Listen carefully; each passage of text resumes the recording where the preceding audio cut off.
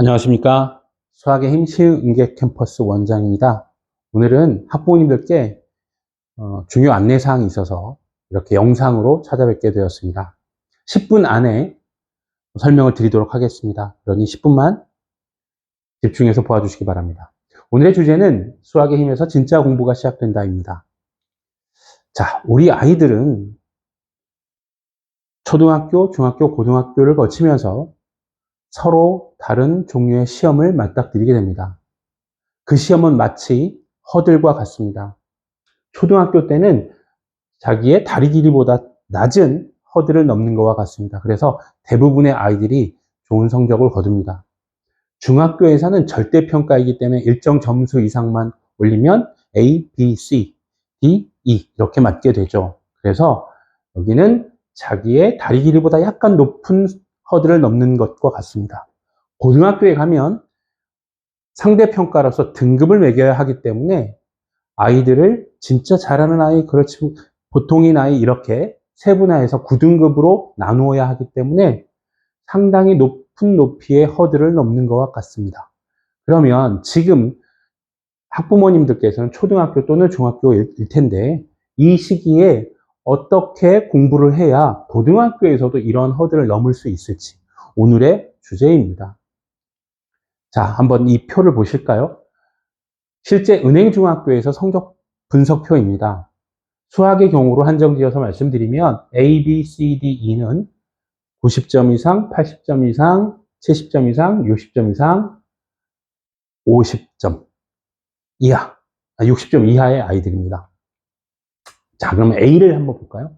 수학 34.3% 비율이 90점 이상 학생의 비율이 34%라는 얘기입니다. 은행 중 제가 알기로는 약 300여 명 되는 걸로 알고 있습니다. 그러면 약 100여 명에 가까운 학생들이 90점 이상을 맞는다는 얘기입니다. 자, 다음 표를 보실까요? 고교 내신과 수능에서의 등급이죠. 1등급이면 4%, 11%, 23%, 40%까지. 그러면 조금 전에 말씀드렸던 요 퍼센트에 걸친 아이, 예를 들면 딱 90점인 아이는 34%라는 얘기인데 그 아이는 몇 등급일까요? 4등급입니다. 그러면 4등급인 아이를 물론 아주 정확하지는 않겠지만 제가 심플하게 설명드리기 위해서 4등급 때 아이가 갈 수 있는 대학을 학부모님들께 말씀드립니다. 예를 들어서 어머님들이나 학부모님들께서 잘 들어보지 못한 수도권 외곽의 대학을 갈 수밖에 없습니다. 4점대이면.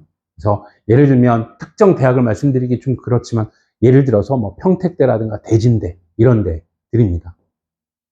즉, 더 단순화해서 말씀드리면 중학교 때 90점이 맞은 아이가 비슷한 노력으로 고등학교에 가게 되면 그 아이가 4등급이 될 수 있고 그 아이가 나중에 평택대나 대진대에 갈 수 있다는 겁니다. 자, 이러한 상황이므로 지금 현재 우리 아이가 잘하고 있더라도 그것에 자만하지 않고 고등학교에 대비해서 공부를 해야 된다는 겁니다. 자, 그러면 고등학교에 가서 1, 2등급을 받으려면 초중학교 때 어떻게 공부해야 될까? 우리 공부를 학습이라고 하죠. 학은 배우고 습은 익히고. 학은 어디서 할까요? 학교 또는 학원에서 배우게 되죠. 선생님들께. 습은 집에서 숙제 형태로 하게 됩니다. 그런데 학은 그 학의 성취도는 학에서, 즉 배울 때의 성취도는 큰 폭이 아닙니다. 그런데 습에서의 성취도의 차이는 많이 크게 됩니다. 즉 어떤 아이는 아예 숙제를 안 할 거고요. 어떤 아이는 숙제를 하고도 충실하게 하는 아이가 있다면 그 차이는 엄청나게 크겠죠. 그래서 저는 숙제가 진짜 공부다 라고 생각합니다. 그래서 숙제를 제대로 하면 실력을 향상시킬 수 있다. 그래서 그러면 실력을 향상시키는 숙제 방법이 무엇이냐?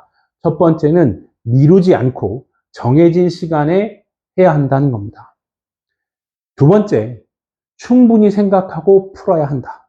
자, 학부모님의 자녀는 어떠한가요? 혹시 숙제를 하기는 하지만 충분히 생각하고 하지 않고 풀고 있지는 않을까요? 중요한 사항입니다. 생각, 제가 별표까지 쳐놨습니다. 우리 아이들 요새 보면 물론 잘하는 아이들도 있지만 실력이 더디게 향상되는 친구들을 보면 생각하는 것을 귀찮아합니다. 근데 이것은 지금부터 잡아주면 충분히 잡아갈 수 있습니다.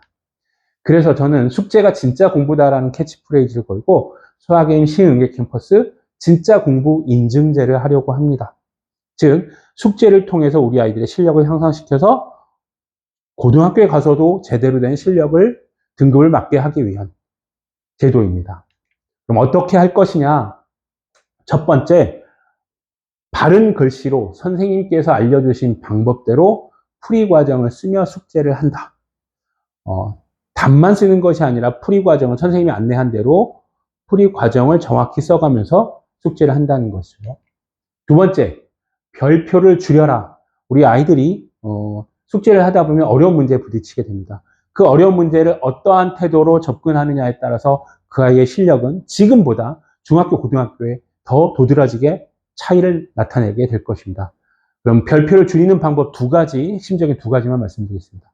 첫 번째, 내가 풀고자 하는 문제가 어렵다. 그러면 우리 교재에 비슷한 문제가 있을 겁니다. 그 비슷한 문제를 풀이를 참고하여 풀면 됩니다. 두 번째, 구주계풀. 구주계풀이 뭘까요? 네.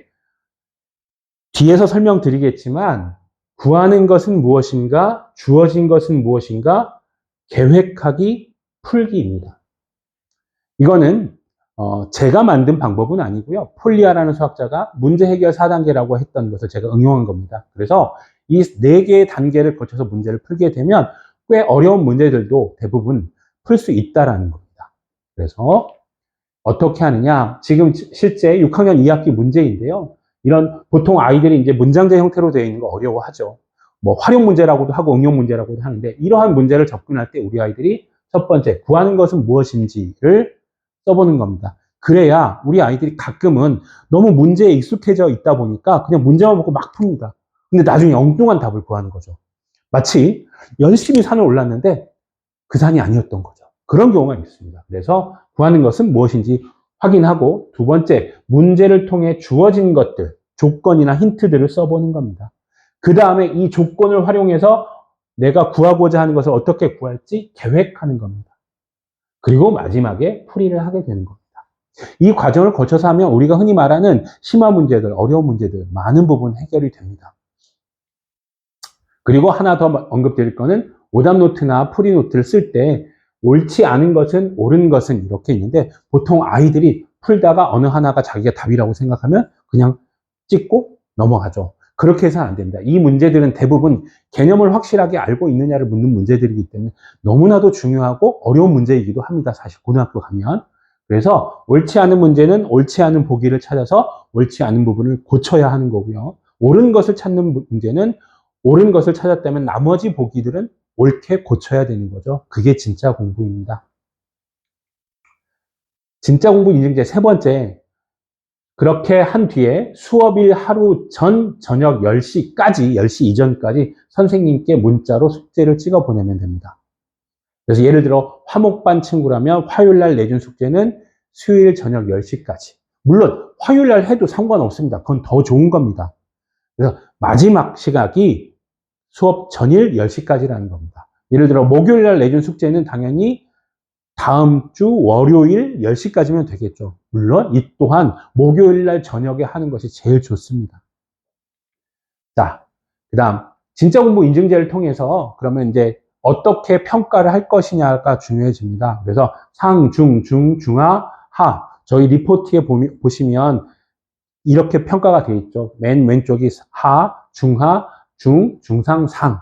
이거는 상은 시간 내에 전송을 했고, 과제를 전송을 했고, 풀이 과정에 대한 완성도도 높고, 별표의 개수가 적으며 별표 문제를 풀이하려는 노력들이 있었다는 거죠. 그냥 빈 칸으로 되어 있으면 인정이 안 됩니다. 별표도.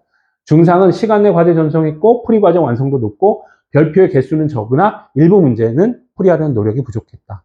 중은 시간 내 과제 전송했으나 풀이 과정 완성도 미흡하고 별표 개수 많고 풀이 노력이 부족했다. 중하는 시간 내 과제 전송하지 못한 아이들입니다. 그리고 수업 시에 과제를 확인했는데 수업 시간에 과제 확인했을 때는 되어 있는 친구들이겠죠.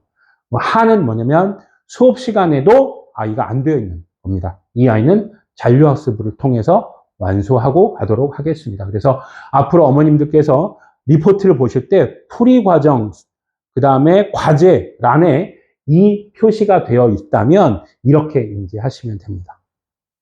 그래서 이거는 이 부분은 어머님들께서 야단치라는 뜻이 아니라 이 부분이 되어 있으면 칭찬해 주라는 의미로 했습니다. 그럼 학원에서는 어떻게 관리할 거냐? 저희가 이것을 기획하면서 여러 가지 고민들을 했었는데 먼저 우리 아이들이 왜 이걸 해야 되는지를 알아야 되기 때문에 학생들에게 필요성을 교육하겠습니다. 두 번째, 이걸 제일 먼저 고민했습니다. 잘못한 학생을 질책하기보다 잘한 학생을 칭찬해서 우리 모든 학생들이 다 거기에 동화돼서 다 잘할 수 있도록 만들려고 합니다. 세 번째, 풀이 과정에 미흡한 문제 지도하고 학생 스스로 하도록 하겠습니다. 선생님이 직접 첨삭하지 않겠습니다. 노트에. 왜냐하면 선생님이 첨삭하는 것은 보기에는 좋을 수 있으나 아이들에게 큰 도움은 안 됩니다. 그래서 선생님이 따로 노트나 이런 곳에 지도를 해주시고 아이가 다시 풀 수 있도록 하겠습니다. 네 번째는 지속적으로 시간 내 과제 미제출 학생에게는 학부모님께 협조 요청을 드리겠습니다. 예를 들면 학부모님께서 직접 아이에게 10시 전까지 숙제를 하게 하고 문제를 찍어서 학부모 밴드에 올리는 방법. 그 다음에 그 외적으로 어떤 부분들을 저희가 도와드려야 될지, 어떻게 우리 아이가 좋은 습관을 가져갈 수 있을지 함께 논의하면서 결정하도록 하겠습니다. 이 부분은 제가 목요일과 금요일, 오늘이 일요일이거든요. 지금 일요일 오후 4시 40분이네요. 목요일과 금요일 반편성고사를 치르며 아이들에게 그 필요성을 교육한 사진입니다. 깜짝 놀랐습니다. 우리 아이들이 이렇게 진지하게 들어줄 줄 몰랐습니다. 여러 가지 이벤트들을 통해서 아이들에게 열심히 할 수 있도록 동기부여를 하겠습니다. 선물도 주고 칭찬하고. 공부 인증제를 위해서 학부모님들께서 도와주셔야 될 부분이 있습니다. 첫 번째, 집중하며 숙제할 수 있도록 환경을 만들어 주시기 바랍니다. 첫 번째는 숙제 시간을 좀 지정을 해서 어느 요일에 몇 시부터 몇 시까지는 무슨 과목 숙제 이렇게 지정을 해주시면 훨씬 더 효과적으로 숙제를 할 수 있을 것입니다.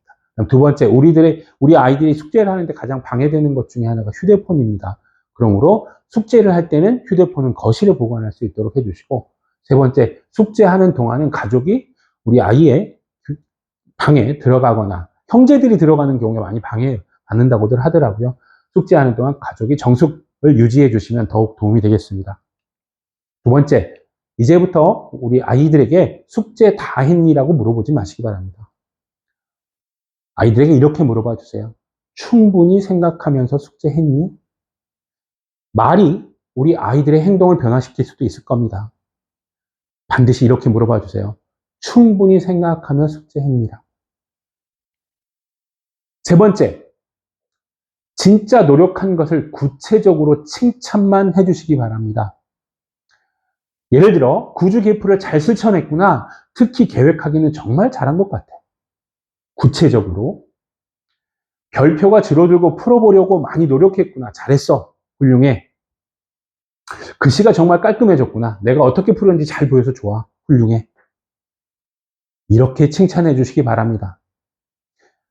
그리고 제가 칭찬만이라고 표시해 놨죠. 간혹 학부모님들께서 이렇게 칭찬해 주고 뒤에 그런데 말이야 라고 뒤에 뭔가를 붙입니다. 그럼 우리 아이들은 앞에 것 다 잊어버리고 뒤에 것만 기억합니다. 그러면서 속으로 그러죠. 우리 엄마는 참 칭찬을 해도 기분 나쁘게 해. 이렇게 됩니다. 그러므로 이럴 때는 어머님들 칭찬만 해주시기 바랍니다. 조금 아쉬운 부분이 있다고 꼭 참고 칭찬할 부분이 있으면 칭찬할 부분만 아낌없이 칭찬해 주시기 바랍니다. 자, 짧은 시간이라 제가 빨리 진행을 했습니다.